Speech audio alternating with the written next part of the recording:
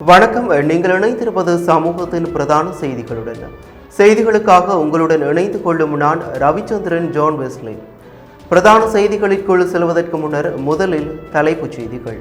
நீர்கொழும்பு சிறையில் இரத்த களரி, 25 பேர் பலி, 100க்கும் மேற்பட்டோர் காயம், கைதிகளை வேறு சிறைகளுக்கு மாற்ற நடவடிக்கை, சிறைச்சாலை வன்முறை, அரசே முழு பொறுப்பையும் ஏற்க வேண்டும், எதிர்க்கட்சித் தலைவர் குற்றச்சாட்டு, எரிபொருளுக்கான QR குறியீட்டு முறைமை தொடரும், வெளியான அறிவிப்பு.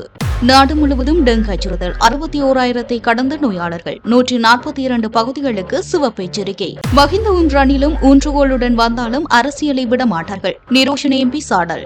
வழக்குகளை விரைவுபடுத்த நீதிபதிகளின் ஓய்வு பெறும் வயதை அதிகரிக்க வேண்டும் என கோரிக்கை. கோவில் குளத்தின் நீரேந்து பகுதி ஆக்கிரமிப்பு, நீர்வரத்து தடைப்படும் அபாயம், மக்கள் போராட்டம். நிந்தவூரில் போலீஸ் நிலையத்தில் தடுத்து வைக்கப்பட்ட நபர் உயிரிழப்பு, விசாரணைகள் தீவிரம். யாழில் மோட்டார் சைக்கிளுடன் அரசு வாகனம் மோதி கோர விபத்து, முதியவர் பலி. அவை முதல் தலைப்புச் செய்திகள். இனி தொடர்பென விரிவான செய்திகள்.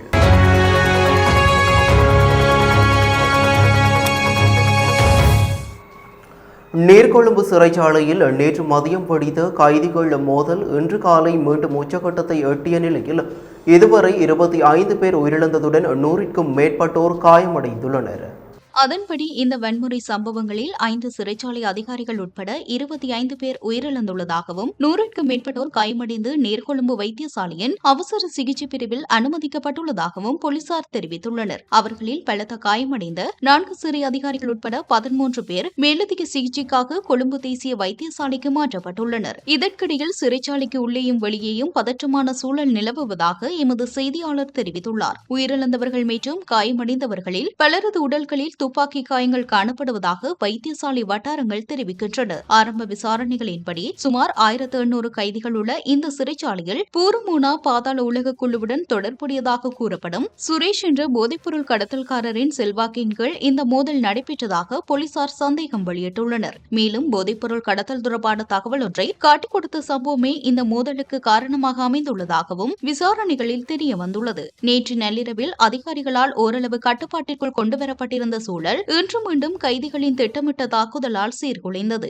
இன்று காலை உணவை வழங்குவதற்காக அதிகாரிகள் சிறைச்சாலைக்குள் சென்றபோது கைதிகளின் அந்த இரு குழுக்களும் மீண்டும் மோதிக்கொண்டன. அதிகாரிகள் தலையிட்டு ஒழுங்கை நிலைநாட்ட முயன்றபோது கைதிகளால் தாக்கப்பட்டதாக அவர் கூறினார். மேலும் கைதிகள் அதிகாரிகளை சிறைச்சாலையின் பிரதான வாயில் வரை துரத்திச் சென்று தொடர்ந்து தாக்கியதுடன் நுழைவாயிலை உடைத்துக் கொண்டு வெளியேறவும் முயன்றனர். நுழைவாயிலில் பணியில் இருந்த அதிகாரிகள் கைதிகள் நுழைவாயிலை சேதப்படுத்துவதை தடுக்கவும் அவர்களை அப்பகுதியிலிருந்து அகற்றவும் முயன்றனர். ஆனால் அவர்களும் கைதிகளின் பெரிய குழுவொன்றால் மீண்டும் தாக்கப்பட்டனர். மேலதிக சிறைச்சாலை அதிகாரிகள் தலையிட்டு நிலைமையை கட்டுப்பாட்டிற்குள் கொண்டுவர தேவையான குறைந்தபட்ச பல பிரயோகத்தை பயன்படுத்தினர். நிலைமையை கட்டுக்குள் கொண்டுவர பாதுகாப்பு படையினர் துப்பாக்கி பிரயோகம் மேற்கொள்ள வேண்டிய கட்டாயத்திற்கு தள்ளப்பட்டனர். மேலதிக படையினர் வரவழைக்கப்பட்டு வன்முறையை முழுமையாக கட்டுப்படுத்தும் என்றும் தீவிர கண்காணிப்பு நடவடிக்கைகள் தொடர்ந்து முன்னெடுக்கப்பட்டு வருகின்றன. சிறைச்சாலையில் நிலவும் பதற்றத்தை தணிக்கும் முயற்சியாக அங்குள்ள கைதிகளை ஏனைய சிறைச்சாலைகளுக்கு மாற்றும் நடவடிக்கைகள் மேற்கொள்ளப்பட்டு வருவதாக சிறைச்சாலை ஊடக பேச்சாளரும் சிறைச்சாலைகள் ஆணையாளருமான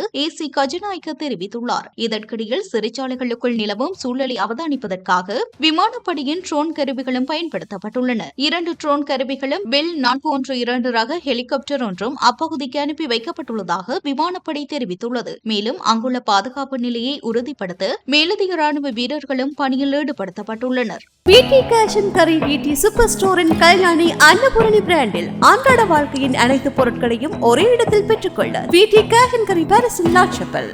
நீர்கொழும்பு சிறைச்சாலையில் இடம்பெற்ற வன்முறை சம்பவத்தில் குறைந்தது 25 பேர் உயிரிழந்துள்ள நிலையில் அதற்கான முழு பொறுப்பையும் அரசாங்கம் ஏற்க வேண்டும் என எதிர்க்கட்சித் தலைவர் சஜித் பிரேமதாச வலியுறுத்தியுள்ளார்.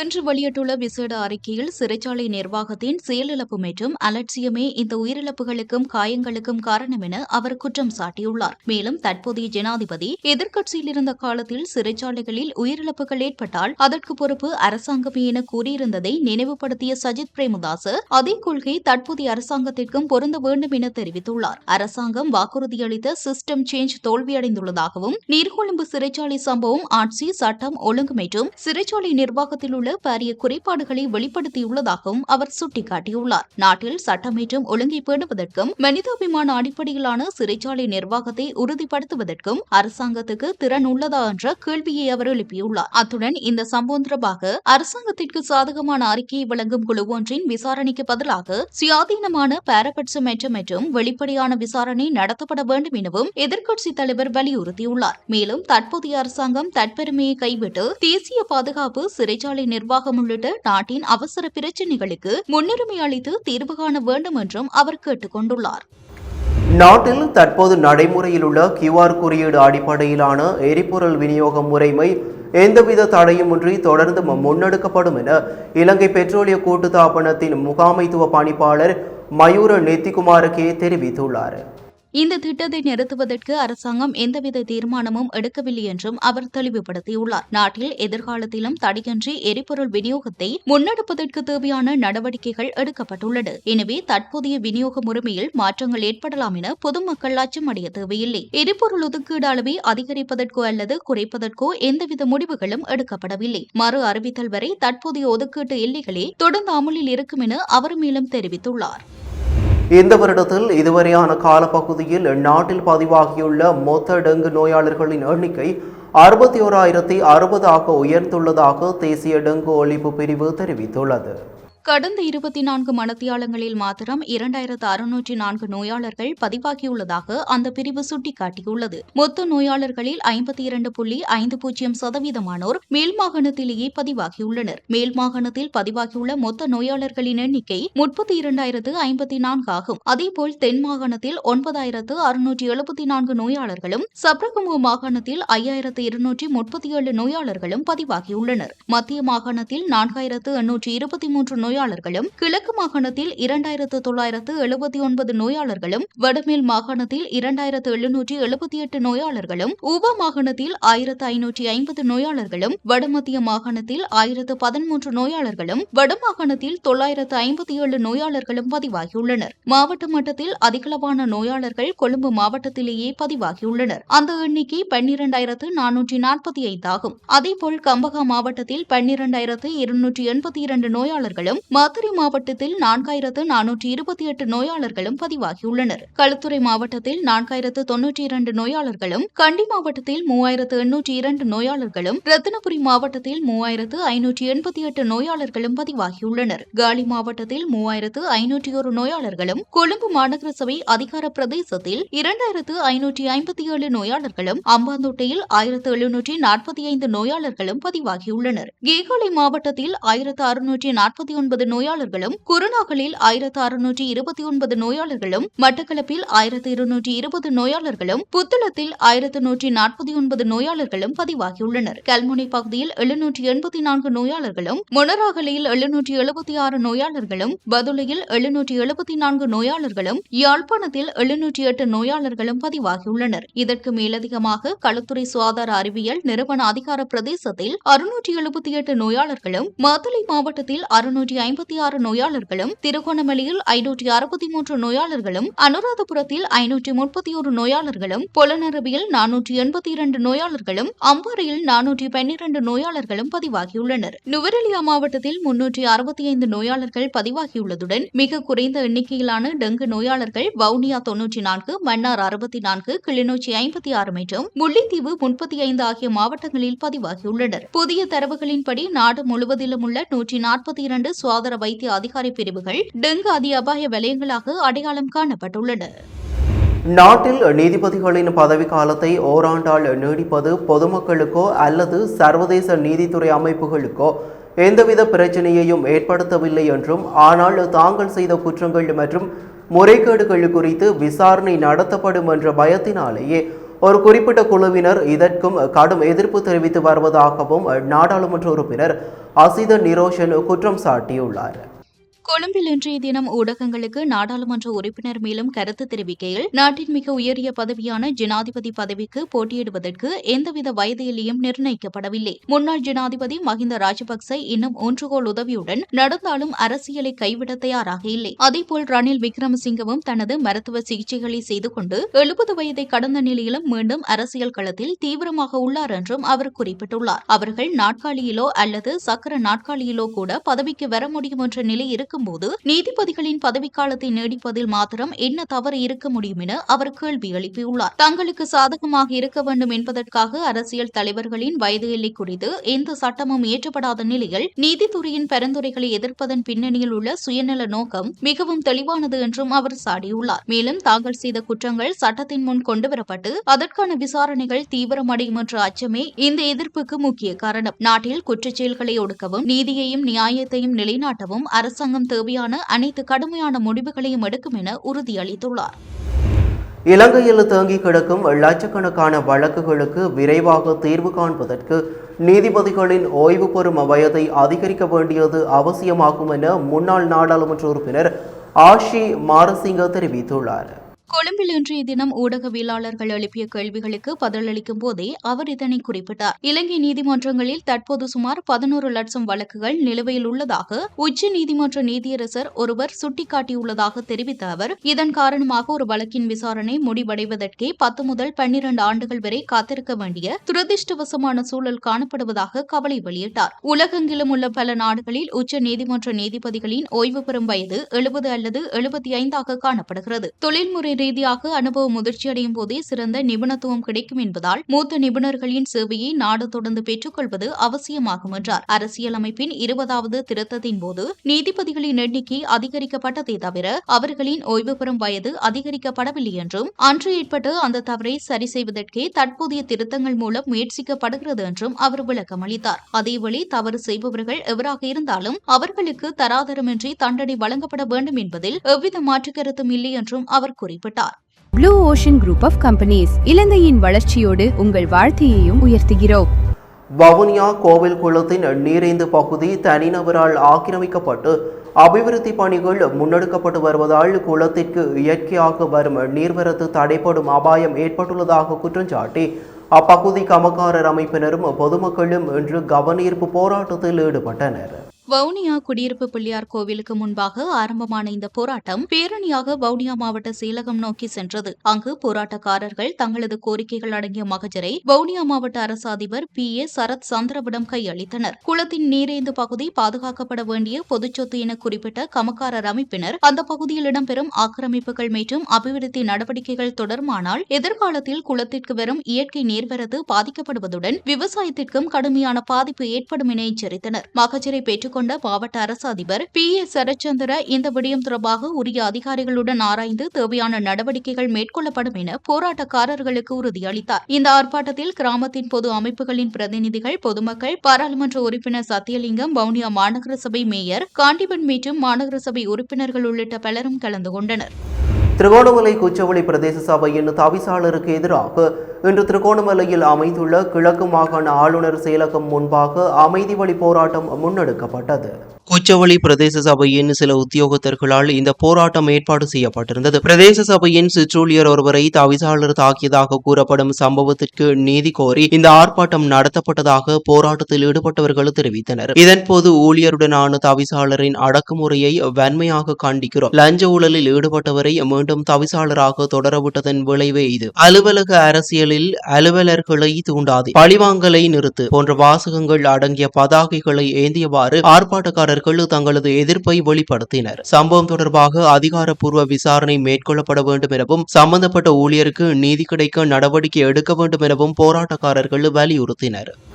அம்பாறை மாவட்டம் நிந்தவூர் போலீஸ் நிலையத்தில் போதைப் பொருள் தொடர்பில் கைதான நிலையில் தடுத்து வைக்கப்பட்டிருந்த 23 வயது மதிக்கத்தக்க சந்தேக நபர் உயிரிழந்துள்ளார். இச்சம்பவம் நேற்று இரவு இடம்பெற்றுள்ளதுடன் உயிரிழந்தவரின் சடலம் நிந்தவூர் ஆதார வைத்தியசாலையில் வைக்கப்பட்டுள்ளது. இச்சம்பவம் தொடர்பில் நிந்தவூர் போலீஸ் நிலையத்திற்கு உதவி போலீஸ் அத்தியட்சகர் மனித உரிமை செயற்பாட்டாளர்கள் வருகை தந்துள்ளதுடன் மேலதிக விசாரணைகள் தற்போது ஆரம்பிக்கப்பட்டுள்ளது. மேலும் கைதான சந்தேக நபர் போதைப்பொருள் உட்கொண்டு உயிரிழந்தாரா அல்லது தடுத்து வைக்கப்பட்ட வேளை போலீசாரினால் தாக்கப்பட்டு உயிரிழப்பு இடம்பெற்றதா என பல கோணங்களில் விசாரணைகள் முன்னெடுக்கப்பட்டுள்ளது. இலங்கை ராணுவத்தின் முன்னாள் அதிகாரி லெப்டினன்ட் சாந்த ஜெயதிலவுக்கு வழங்கப்பட்ட வீர விருதுகளை அவமதிக்கும் வகையில் சொலிசிட்டர் ஜெனரல் திலீப பீரிஸ் நீதிமன்றத்தில் கருத்து வெளியிட்டுள்ளதாக பிவிதுருகேல உரிமையவின் தலைவர் சட்டத்தரணி உதய கம்மன்பில குற்றம் சாட்டியுள்ளார். எதில்கோட்டையில் உள்ள கட்சி தலைமையகத்தில் நடைபெற்ற ஊடகவியலாளர் சந்திப்பில் கருத்து வெளியிட்ட அவர் யுத்த களத்தில் ஆற்றிய அர்ப்பணிப்பிற்காக லெப்டினன்ட் சாந்த ஜெயதிலக வீர விக்ரம விபூஷண் உள்ளிட்ட 7 பராக்கிரம பதக்கங்களை பெற்றிருந்ததாக குறிப்பிட்டார். இந்த பதக்கங்களை தகடு துண்டுகள் என குறிப்பிட்டதாக கூறப்படும் திலீப பீரிஸின் கருத்து ராணுவ வீரர்களின் தியாகத்தையும் கௌரவத்தையும் அவமதிப்பதாகும் என அவர் தெரிவித்தார். மேலதிக சொலிசிட்டர் ஜெனரல் தனிப்பட்ட சட்ட அதிகாரம் கொண்டவர் அல்ல, அவர் சட்டமாதிபரின் பிரதிநிதியாகவே நீதிமன்றில் ஆஜராகிறார் என்றும் கம்மன்பில சுட்டிக்காட்டினார். ஒரு தகடு அடித்துவிட்டு சென்றாலும் 10 லட்சம் வழங்கப்படும் என ஜனாதிபதி கூறியிருந்ததை மனதில் வைத்து இந்த 7 பதக்கங்களுக்கும் சேர்த்து 70 லட்சம் ரூபாயை பெற்றுக்கொள்ளும் பேராசையில் தான் திலீப பீரிஸ் இவ்வாறு ராணுவ வீரர்களை அவமதித்தாரோ என்ற நியாயமான சந்தேகம் எழுவதாக அவர் குறிப்பிட்டார். மேலும் உயர் நீதிமன்ற விதிகள் 53 மற்றும் 54 படி நீதிமன்றில் வாதிடும் சட்டத்தரணிகள் அவமதிப்பான கருத்துக்களை வெளியிடக்கூடாது என்பதால் திலீப பீரிஸ் அந்த விதிகளை மீறியுள்ளதாகவும் அவரது சட்டத்தரணி உரிமத்தை ரத்து செய்ய கோரி உயர்நீதிமன்றத்தில் மனு தாக்கல் செய்யும் சூழல் உருவாக்கியுள்ளதாகவும் அவர் தெரிவித்தார். இத்துடன் நீர்கொழும்பு சிறைச்சாலையில் அண்மையில் இடம்பெற்ற கைதிகள் மோதல் தொடர்பிலும் கம்மன்பில கருத்து வெளியிட்டார். அந்த சம்பவத்திற்கு கைதிகளையோ அதிகாரிகளையோ மட்டும் குறை கூற முடியாது என்றும் சிறைச்சாலைகளில் நிலவும் கடுமையான நெரிசலை இத்தகைய வன்முறைகளுக்கான அடிப்படை காரணம் என்றும் அவர் குறிப்பிட்டார். சிறைச்சாலைகளின் மொத்த கொள்ளளவு 10,395 கைதிகள் மட்டுமே என்றாலும் 2026 ஜூன் 29 நிலவரப்படி 42,034 பேர் தடுத்து வைக்கப்பட்டுள்ளதாக அவர் தெரிவித்தார். இதனால் உணவு, கழிவறை, உறங்குமிடம் உள்ளிட்ட அடிப்படை வசதிகளுக்கே கடும் நெருக்கடி ஏற்பட்டுள்ளதாகவும் கூறினார். யாழ்ப்பாணம் இளவாலை போலீஸ் பிரிவிற்குட்பட்ட மாதகல் பகுதியில் இன்று காலை இடம்பெற்ற கோர விபத்தில் முதியவர் ஒருவர் உயிரிழந்துள்ளார். உயிரிழந்தவர் நெல்லையான் வீதி சில்லாலை பகுதியைச் சேர்ந்த 80 வயதுடைய சாம் தவராசா என அடையாளம் காணப்பட்டுள்ளார். போலீசாரின் ஆரம்பகட்ட விசாரணைகளின்படி கடல்சார் சூழல் பாதுகாப்பு அதிகார சபைக்கு சொந்தமான வாகனமும் முதியவர் பயணித்த மோட்டார் சைக்கிளும் நேருக்கு நேர் மோதியதில் இந்த விபத்து ஏற்பட்டுள்ளது. மோதலின் தாக்கம் காரணமாக அவர் சம்பவ இடத்திலேயே உயிரிழந்ததாக தெரிவிக்கப்படுகிறது. உயிரிழந்தவரின் சடலம் மேலதிக சட்ட வைத்திய பரிசோதனைக்காக யாழ்ப்பாணம் போதனா வைத்தியசாலைக்கு கொண்டு செல்லப்பட்டது. சம்பவம் தொடர்பான மேலதிக விசாரணைகளை இளவாலை போலீசார் மேற்கொண்டு வருகின்றனர்.